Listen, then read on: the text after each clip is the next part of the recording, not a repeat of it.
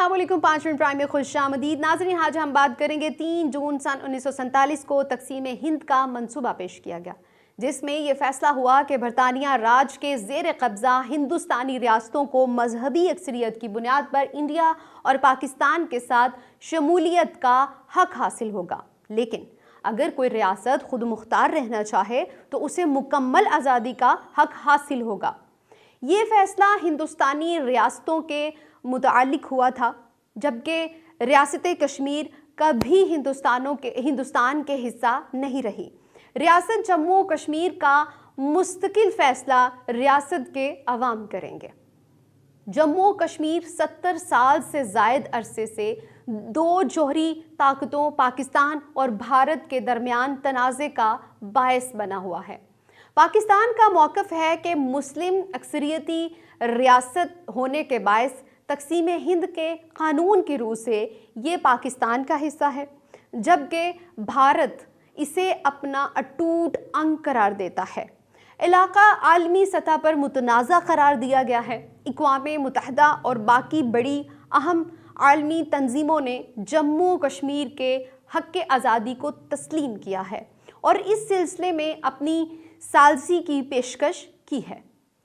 नाज़रीन, जम्मू कश्मीर का शरह-ख्वानदगी 98% से ज़ायद है। जम्मू कश्मीर के लोग अपनी बेहतरीन सलाहियतों के बायस जम्मू कश्मीर, इंडिया, पाकिस्तान और बैरून ममालिक में अहम ओहदों पर फायज हैं और मुख्तलिफ शोबा ज़िंदगी में अपनी सलाहियतों के जौहर दिखा रहे हैं। साथ ही साथ ये लोग अपने तौर जम्मू और कश्मीर की तहरीक आज़ादी को कामयाब करने में हर सतह पर हिस्सा डाल रहे हैं। तहरीक आज़ादी को कमज़ोर करने के लिए 5 अगस्त सन 2019 को भारत ने आईने हिंद 370, लेकिन इसके बाद तहरीक आज़ादी मज़ीद शदीद हो गई। अवाम के इस शदीद रद्द अमल के बायस भारत ने पूरी वादी में सख्त कर्फ्यू नाफिज कर दिया। रियासत भर में इंटरनेट सर्विस मुअत्तल और मोबाइल कनेक्शन बंद और मुकामी सियासी लीडरों को गिरफ्तार किया गया। नाज़रीन, घर घर तलाशी के दौरान हज़ारों बेगुनाह नौजवानों और नौउम्र लड़कियों को गिरफ्तार करके गायब कर दिया गया। भारत की इस पेशकदमी के इक़दाम की वजह से चीन, भारत पाकिस्तान सरहदी तनाज़ात बढ़ रहे हैं। माहिरीन के मुताबिक अगर कश्मीर का हल जल्द ना किया गया तो ये तीसरी बड़ी आलमी जंग का पेशे खैमा बनकर करोड़ों लोगों की मौत का बायस बन सकती है, जिसके असरात सदियों ख़त्म नहीं होंगे। नाज़रीन, भारतीय कब्ज़े के ख़िलाफ़ दुनिया भर में मुकीम कश्मीरी अवाम हर साल योम स्याह मनाती है, जबकि हुर्रियत कॉन्फ्रेंस की अपील पर मकबूजा वादी में मुकम्मल हड़ताल की जाती है। 27 अक्टूबर सन 1947 को भारत ने कश्मीरियों की उमंगों की मुनाफी श्रीनगर में फ़ौज उतारी और जम्मू कश्मीर पर गैर कानूनी तौर पर कब्ज़ा कर लिया था, जो आज तक जारी है। मकबूजा कश्मीर और फ़लस्तीन के लोग कई अरसा से जारहियत पसंदाना जहनीत और साजिशों का शिकार हैं। मुसलमानों की नस्लकशी और उन पर तसल्लुत भारतीय वज़ीर आज़म मोदी और उनके इसराइली हममनसब नेतन्याहू दोनों का मुश्तरका एजेंडा है। अपने शैतानी मकासद के हसूल के लिए दोनों रहनुमाओं ने स्ट्रेटेजिक इत्तेहाद कायम किया है। दुनिया ने इसकी अमली मिसाल उस वक्त देखी जब भारत ने फ़लस्तीनी करारदाद पर वोटिंग में हिस्सा नहीं लिया। अगरचे मोदी हुकूमत अरब दुनिया के साथ स्ट्रेटेजिक ताल्लुकात का दावा करते हैं, लेकिन हकीकत इसके बरअक्स है।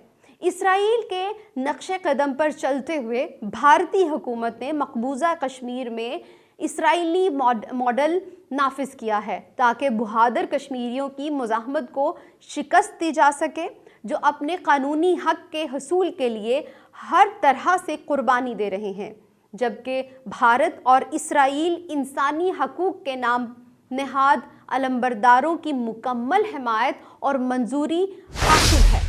बेगुनाह कश्मीरी और फ़लस्तीनी मुसलमान बदतरीन जुल्म व सितम का शिकार हैं। بہادر کشمیریوں اور فلسطینیوں کا صرف ایک ہی گناہ ہے کہ وہ بھارت اور اسرائیل کے غیر قانونی قبضے سے آزادی کا مطالبہ کر رہے ہیں۔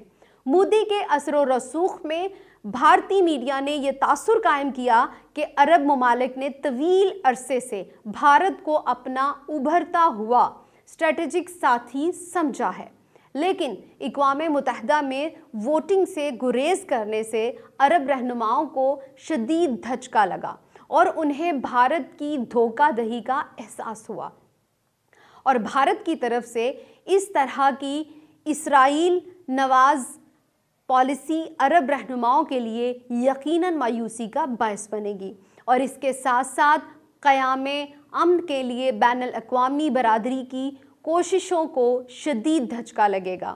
بھارت کا ہمیشہ یہ وتیرہ رہا ہے کہ وہ اپنی مکارانہ پالیسی کو چھپانے کے لیے ہمیشہ خارجہ پالیسی میں توازن برقرار رکھنے کے بہانے کا سہارا لیتا ہے۔ بین الاقوامی طور پر بدلتی ہوئی صورتحال میں بھارت کے اس طرح کے اقدامات سے خانہ جنگی اور تصادم کے خطرات مزید پھیلنے کا خدشہ ہے۔ ناظرین، یہ پہلا موقع نہیں جب بھارت نے اپنے کسی اتحادی ملک کی پیٹھ میں چھرا نہ کھونپا ہو۔ اس کی ایک اور مثال حال ہی میں یوکرینی حکومت کو خفیہ طور پر ہتھیاروں کی فروخت شامل ہے۔ بھارت کی اس حرکت نے روسی حکومت کے سامنے بھارت کا مکروہ چہرہ بے نقاب کیا ہے۔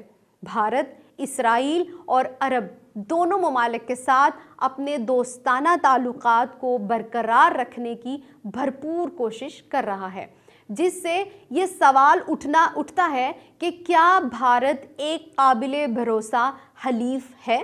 اقوام متحدہ کی جنرل اسمبلی میں فلسطینیوں کے حق میں ووٹنگ سے گریز نہ صرف بھارت کی سفارتی حیثیت کو مشکوک بناتا ہے، بلکہ کشمیر کے معاملے میں بھارت اور فلسطین کے معاملے میں اسرائیل اقوام متحدہ کی قراردادوں پر عمل نہ کر کے بین الاقوامی طور پر دونوں ممالک جنگی جرائم کے مرتکب ہیں، اور عالمی برادری کو ان کے احتساب کا مطالبہ جلد یا بدیر کرنا ہی پڑے گا۔